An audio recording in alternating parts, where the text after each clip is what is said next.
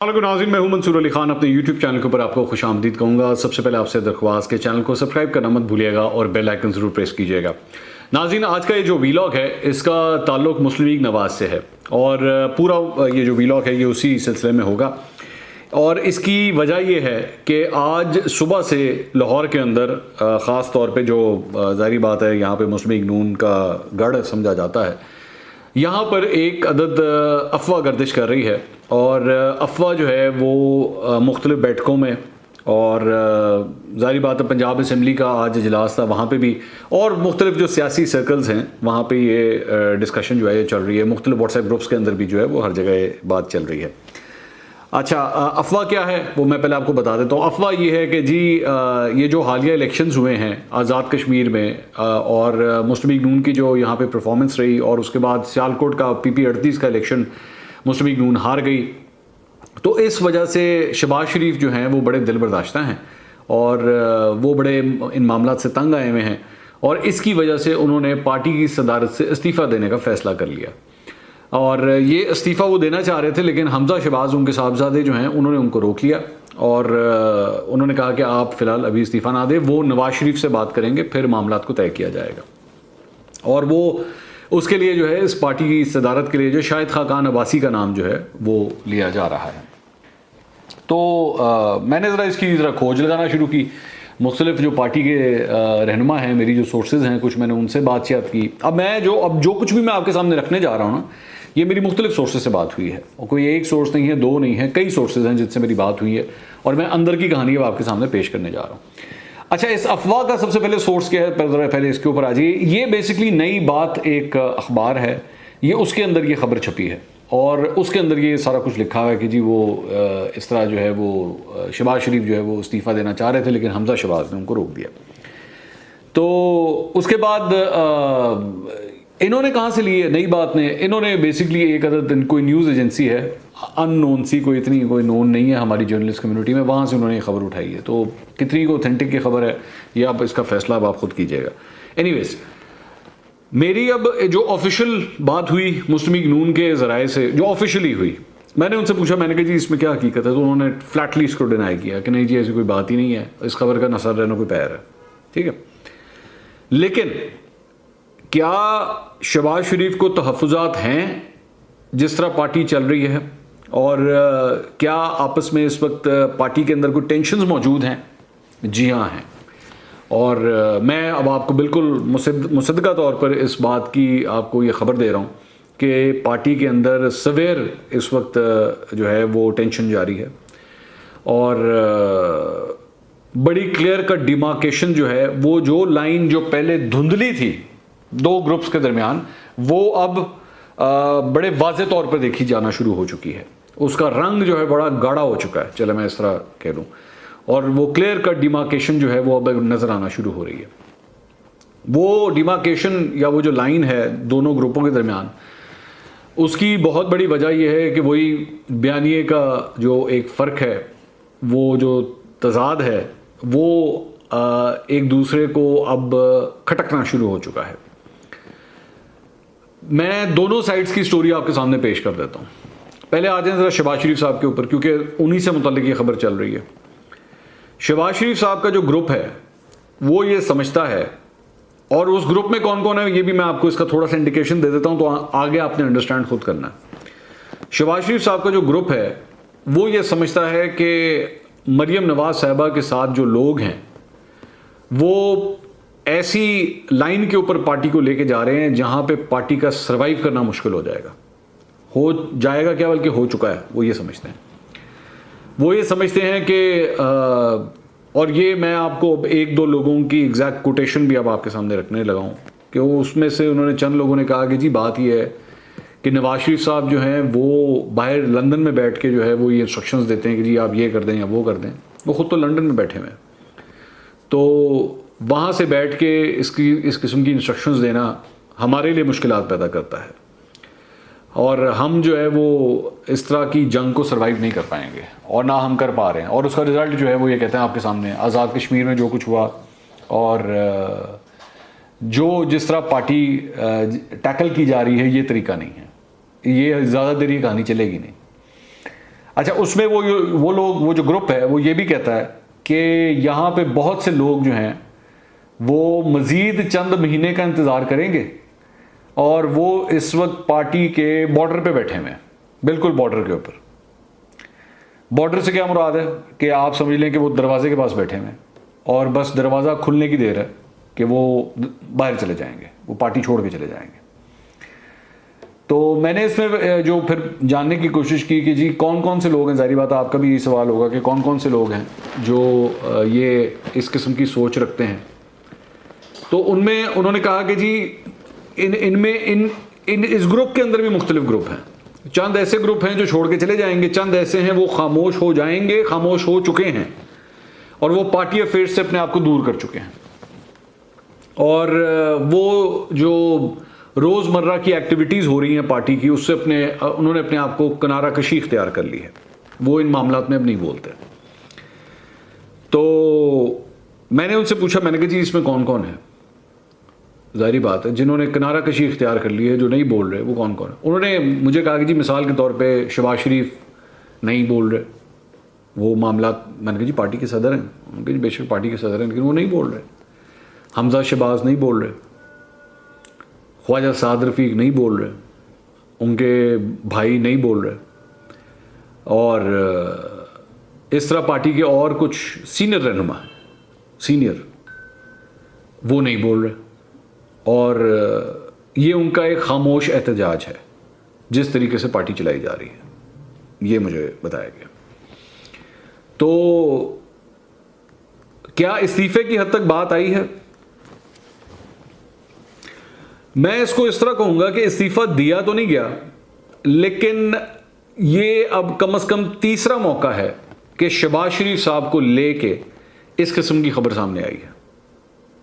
इससे पहले 2 दफ़ा उनके बड़े करीबी साथियों की जानिब से, और करीबी साथी से मेरी मुराद है मीडिया के अंदर उनके बड़े करीबी साथियों की जानिब से इस किस्म की खबर फ्लोट हुई थी कि वो इस्तीफ़ा देने पे गौर कर सकते हैं।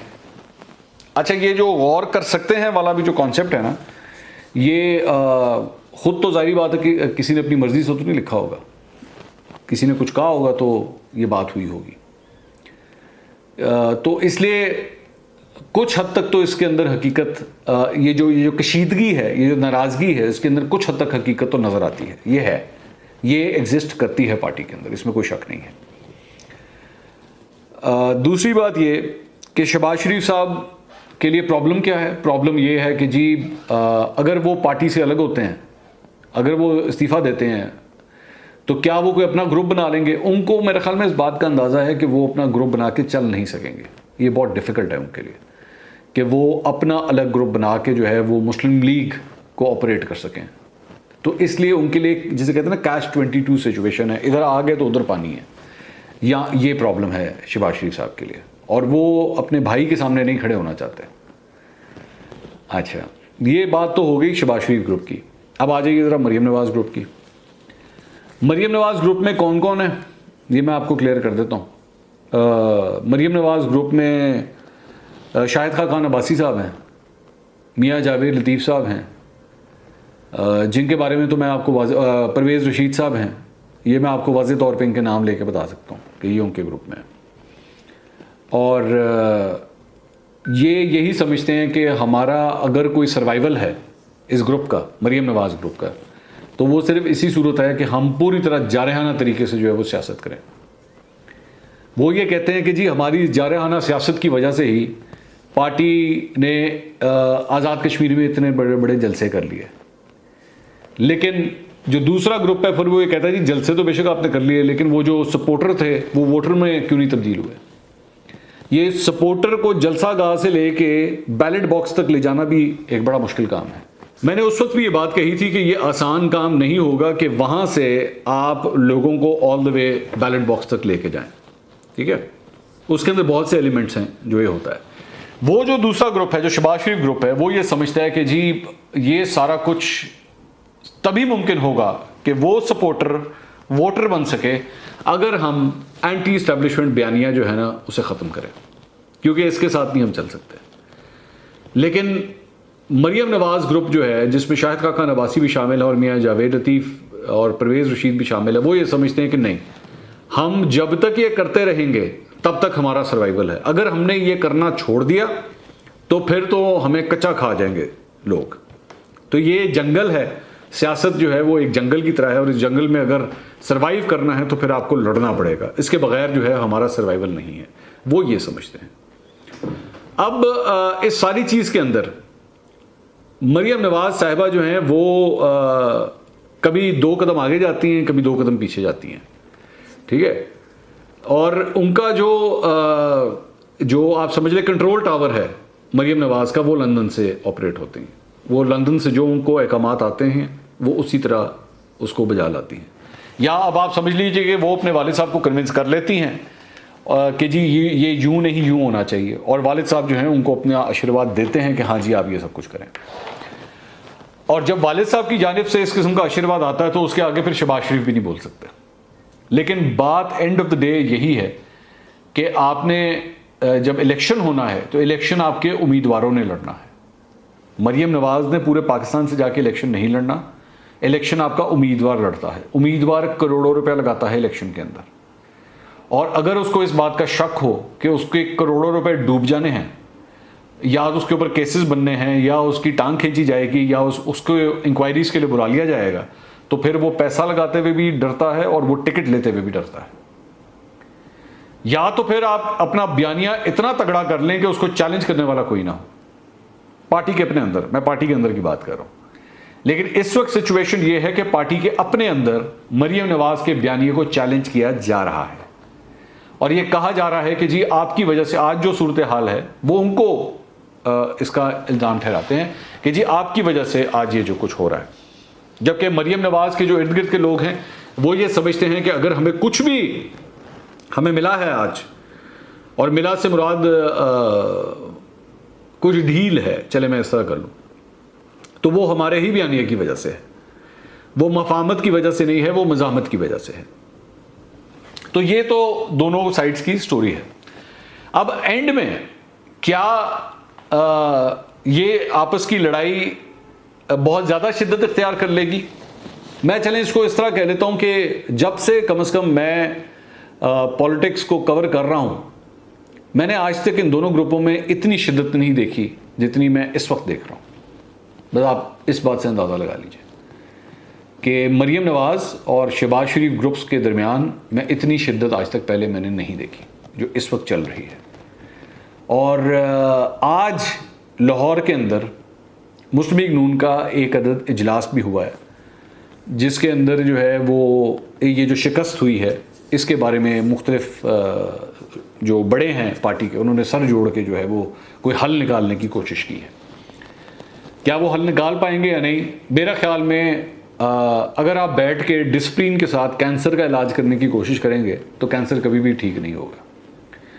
इस पूरी पार्टी के अंदर जो है वो ये जो बयानिए की जंग है, ये एक अब कैंसर बन चुका है जो पार्टी को एक डायरेक्शन की तरफ लेके नहीं जा रहा। आप समझ लीजिए ये एक गाड़ी है, इसके 2 टायर एक तरफ जा रहे हैं तो 2 टायर एक तरफ जा रहे हैं, तो गाड़ी कहाँ पे जाएगी? ना वो आगे जाएगी ना पीछे जाएगी, तो गाड़ी अपनी जगह पे खड़ी हुई है, क्योंकि दोनों साइड जो है वो एक एक अपनी अपनी तरफ जो है वो लोगों को ले जाने की कोशिश कर रहे हैं। तो उसके बाद क्या हो सकता है? कुछ भी नहीं हो सकता। तो इस वजह से ये सारा कुछ हो रहा है। लेकिन इस सारी चीज़ की वजह से एक तो हकीकत है कि ये भी, हाँ अलबत्ता शहबाज शरीफ ग्रुप के अंदर ये भी सोच पाई जाती है कि हमने चूँकि नहीं किया, हमने मफाहमत का बयानिया नहीं अपनाया, तो पाकिस्तान पीपल्स पार्टी ने वो करके अपने लिए मुराद हासिल कर ली है, वो ये समझते हैं। और जिसकी वो मिसाल आज़ाद कश्मीर में हालिया दिनों में जो रिज़ल्ट आया है उनका, वो उसको भी कोट करते हैं कि देखें उन्होंने जो है वो सीटें निकालने में वो कितने कामयाब हो गए हैं। तो ये कश्मकश इस वक्त पार्टी के अपने अंदर चल रही है। अब इस कश्मकश के साथ अगर कोई आप मतलब मिसाल के तौर पे मैं आपको एक और इसकी एग्जांपल देता हूँ कि आप ये सोच लें कि आखिरी दफ़ा आपने मरियम नवाज़ को और शहबाज शरीफ को इकट्ठे कब देखा था? इकट्ठे एक प्लेटफॉर्म पे कब देखा था? तो पार्टी के सदर और पार्टी की सीनियर नायब सदर पार्टी के सदर और पार्टी की नायब सदर आपस में किसी एक जगह पर नजर ही नहीं आ रहे, तो उससे पार्टी क्या चलेगी?